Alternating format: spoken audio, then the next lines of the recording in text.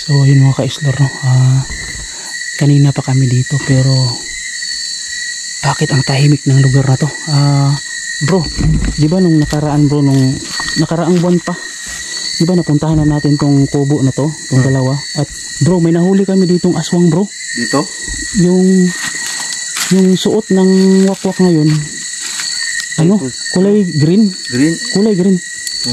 Yung wakwak na yun bro, nakauwi na yun dun sa kabilang barangay kasi hinatid namin, taga dun pala siya.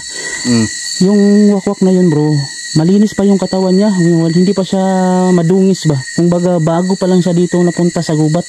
Ganun ba? Kasi yung ibang wakwak bro na matagal na dito sa gubat bro, napakabaho na at parang taong grasa na yung ano. Kaya nga, tingnan mo yung tsura nila. So yun, bago yun. Pero ngayon bro, bahay. Wala tayong naabutang wakwak dito bro. Bakit kaya? Ganina, mayroon. Pero ay anong busis lang. Oo, pero wala dito na. Pero dito, tahimik na, wala. Bakit kaya? So ganito na lang bro, magantay muna tayo dito. Tapos ano tayo dito, tayo natin. masid. Wala talaga yung meron dito. Kasi yung kubo na yan, okay pa yan. So ito, pwede pa itong tirahan. Pero yan no, marupok na, masyado ng ano, marupok na talaga. At wala nang bubong. Gawin natin dito is mag-aantay tayo dito. Magmamasid muna lang tayo no, pero titingnan ko mo.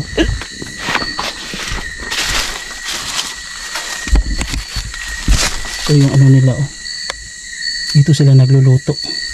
Kabilya yung gamit. Ito napuntahan na namin to dati pero araw yun. At nakahuli kami dito ng isang wakwak. Yun. Pero ngayon wala.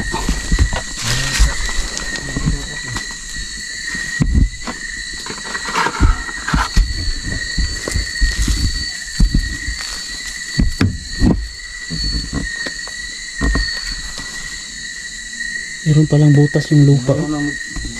Apoy bro, may lighter ako bro. So, yung ilalim ng bahay, may butas yung lupa. Bakit kaya? Bakit kaya may butas yung lupa? Hindi naman ito ano, tinutulugan nila pero may hukay dito sa loob. So, ayan guys no. So, siguro ginagamit din nila ito para magluto ng niyog o magkukopra. Siguro sinisindihan nila, nilalagyan nila ng bunot para umapoy at maluto. At ginagawa nilang pugon at dito na rin sila rin natutulog kasi may mga gamit oh. Gabi na tapos wala kaming naabutan kasi ang punteriya namin guys doon sa kanya-kanyang mga bahay nila para buong pamilya ang matulungan namin kung sakali mang may maabutan kami. Tama. Ngayon mga ilang bahay na ang pinuntahan namin, wala pa rin kaming naabutan. Siguro inaano sila ng pinuno, may nagmamanman sa kanila na ano para hindi kami makasagip ng kapwa nating tao. Tama. Ginagawa ni pinuno ng wakwak. Posible talaga yan bro. Kaya nga bro kasi maraming lamok bro. Maapoy pa ba yan? Parang sira na yata ang tagal ng maapoy pa pala oh.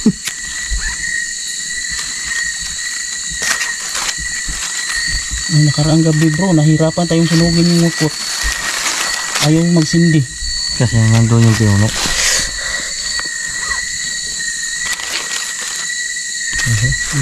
Ayaw tayo yatang payagan dito mga paapoy ah.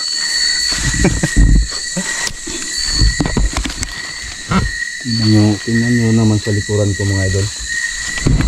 Ito ang pinaka-huling bahay na puntahan namin sa ngayong gabi lang. Parang ano na to bro, parang huling kubo na yata to dito sa bundok na to bro. Oh, nasa gitna ng kabundukan na maraming mahaba na kasi dyan sa itaas kawayan. Hindi na kami makatuloy pa dahil para na siyang pader yung bundok pa ganun na ba yung mahirap na siya akyatin. Ang estilo nila dito mga idol, ang pagtanim nila ng kawayan para hindi sila matuntun kung andito sila nakatira. yung pakubo ang pabubong ang kunwari yung pag-angat ng kawayan. Doon sila nagtatayo ng kubo sa ilalim ng kawayanan para hindi makita. Yung kubo nila na tinitirahan dyan sa ilalim ng mga kawayan Oo. para hindi makita kung araw. Basa. Ayaw magsindi. Pero, So, ang gagawin namin ngayon, magmamanman lang muna kami. Baka sakaling nakaalis o paparating pa lang yung wakwak. So, kailangan namin na mahuli talaga, lalo na yung supremo. paapoy kami ngayon dito kasi maraming lamok. May mga lamok. Baka yung lamok nakakagat sa wakwak. Aswang. Tapos kumagat sa amin. Nako. Mahirap na. Baka, nagpauso kami. bro, yung lamok bro, kapag kumagat sa aswang, baka yung lamok mahawahan sa pagiging aswang. Kaya nga. Parang aswang na rin yung lamok bro, no? Kasi sumisip-sip ng dugo. Oo. Grabe, napaka-tirik na dito na gubat. Hindi ko akalain bro na mayroon palang taong nakatira dito. Ang layo na nito eh. Layo na dito sa andito na tayo sa pinakasulok-sulukan na gubat sa bundok. Bihira lang ang tao na makarating dito pero hindi namin inaasahan. Binabaybay lang namin yung daan. Tapos hindi namin napansin na doon sa dulo pala ay may nakatirik na kubo. Sa ilalim pa naman ng kawayanan. Ano kayang barangay yung ano diyan bro no? Sa kabila. Kasi parang kasi yung bundok kasi parang pader, mahirap akyatin tapos dun sa kabila nun ano kayang barangay ang nandiyan?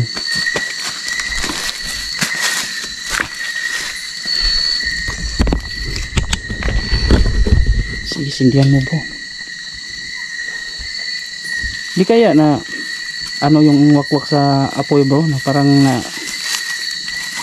ano yun, naiirita ba yung Hindi sila takot sila sa takot sila sa apoy.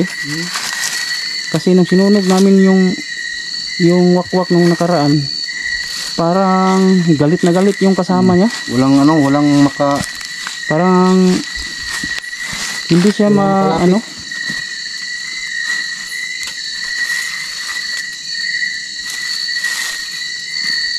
Ayaw talaga magsindi bro. Ayaw umapoy. Basa kasi siguro yung baka total basa naman yung lupa. Baka umulan dito kanina.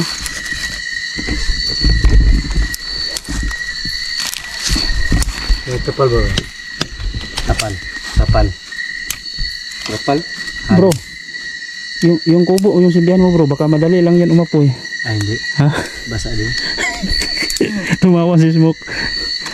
Baka yung kubo mas madali yun umapoy. Ilalaw nang walang mapagbimbangan si Supremo. Nako. Hindi naman siguro siya magbibimbang dito bro, baka mahugno bro. Kung masyado ng ano bro. Napansin ko lang bro, no? Parang itong trapal parang may ano ito, parang kinakasal. Talaga. Ay yung anong tawag doon? Yung anong tawag nung naglalagay ng trapal kapag kasal? One. Parang tulda? Dili. Pala-pala. Pala-pala. Yung tulda ba na kan? Yung nanghihiram ng trapal sa barangay. Tapos naglalagay ng kawayan. Tapos yung trapal yung ginagawang yung bubong. Bro, ko na may silupin bro. Bro. Basa mo. Pilih uga dia. Kaya kuchaw. Pilih. Basta ya po. Uga. Lipat rin. Buti pa ano. Buti pa nga oh. Kuchaw. Talagang ano bro no? Punta din sila sa bayan para bumili. Walang asin. Kasi kumakain din pala sila ng Noodles. pero baka naman bro hindi aswang yung nakatira dito bro. Baka iniwan lang nila bata dahil natatakot sila sa aswang tapos nung umalis na sila baka Yan. yung pumalit yung aswang na kasi wala nang tao dito. Kasi di ba pag normal ka na tao ganito yung inuulam mo, bumibili ka talaga dun sa bayan para may konsumo dito sa bukid. Yung noodles kasi bro dito sa bundok, para matipid yung ulam, inahalo yan sa mga gulay gaya ng kamunggay, yung Dabong. oo, yung dabong ng kawayan. Ganun dito, pinaparisan ng bulad, mas lalong sumarap at matipid talaga, dahil di gaya doon sa city na pumunta ka lang sa karinderya, ayun, maraming ulam doon, masasarap pa. Dito talaga, ano talaga, budget na budget talaga.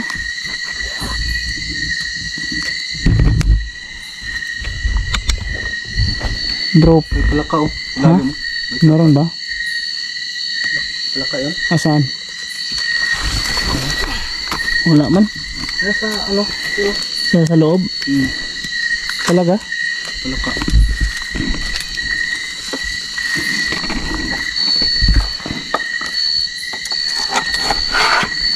Nagpapatay sindi na yung ilaw ko bro. Ito yung problema ko talaga bro, itong flashlight ko. Uy, Wakwak yun ah. oh. Talik mo tayo.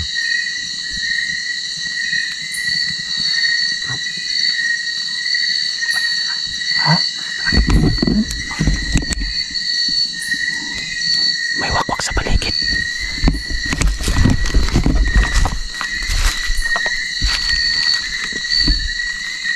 May wakwak sa paligid. Alerto bro. Napakahina ng boses niya.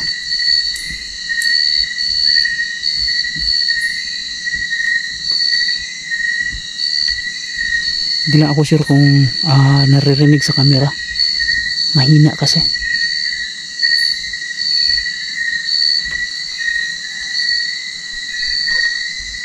Meron ding parang aso, parang umaalulong. Meron yun. Siguro malayo dito kasi mahina. Baka dito na sa paligid. Man sa atin.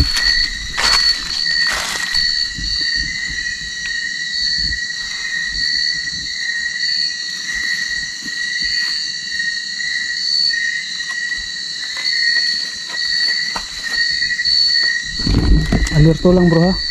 Baka sakaling umatake, handa tayo.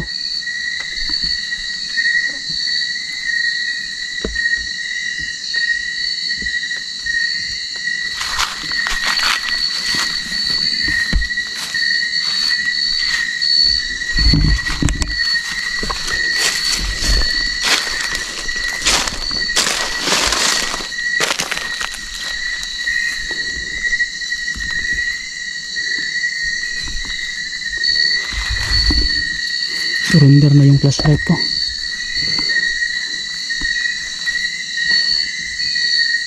Baka nasa itaas ng puno.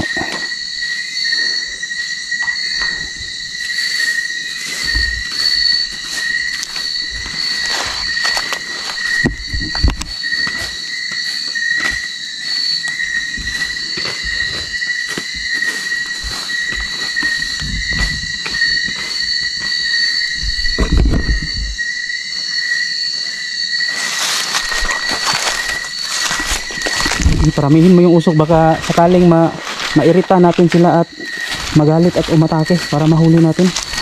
Kasi ang layo ng distansya nila, natatakot.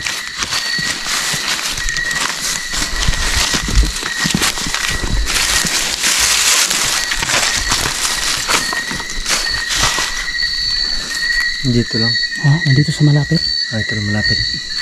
Ano lang yung busis na ba? Hina. Para pa eh.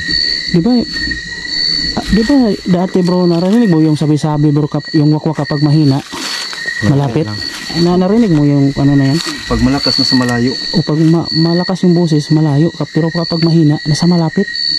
Pero ngayon, sobrang hina talaga bro. Nandito sila sa malapit. Baka malapit, pero parang marunong na rin sila magtago ng kanilang ano bro. Kasi parang wala lang tayong nararamdaman dito sa paligid.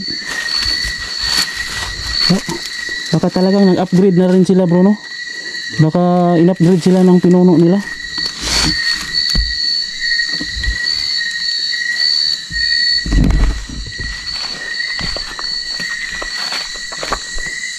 Kausok tayo.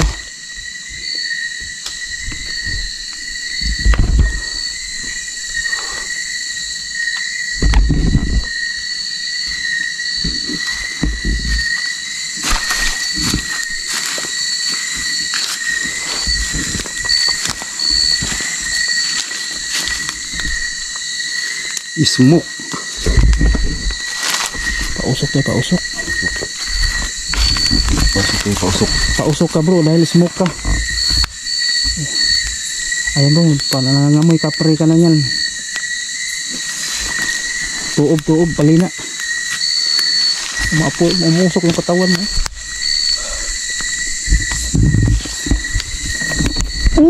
Uy, wala lagi nakalupad. Ang laki nun ah. Nakalupad yung wakwak bro. Dito lang talaga malapit. Lumayo na bro. Nandito lang talaga sa malapit. Bakit hindi natin nararamdaman yun? Marunong talaga bro.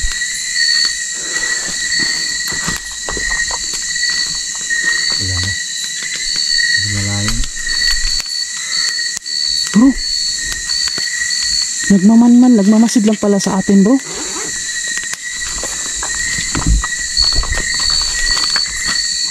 Narinig na nila yung pinag-usapan natin bro. Baka mag-report yun sa pinuno o sa supremo. Ganyan talaga sila bro. Ganyan talaga sila. Magmanman. Tapos mag-report. Ayun pa, lubat na yung flashlight ko. Ang dali kasi malubat nito. Wala na, nagpapatay sindi na yung ilaw ko. Patuloy tayo bro. Sige.